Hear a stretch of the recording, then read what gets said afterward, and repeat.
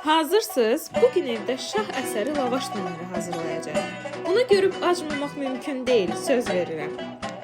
Əvvəlcə gəlin ingredientlərimizə baxaq. Qıyma, lavaş, pomidor, tomat, duzlu xiyar, soğan və yağ.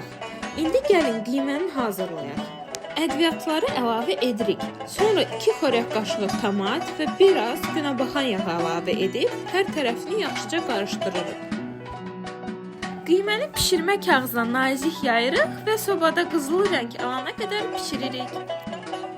Bu arada tomatlı sosumuzu hazırlayırıq. Sadəcə tomat və sarımsaq qatıb qarışdırırıq. Sadə, amma çox ləzzətli olur.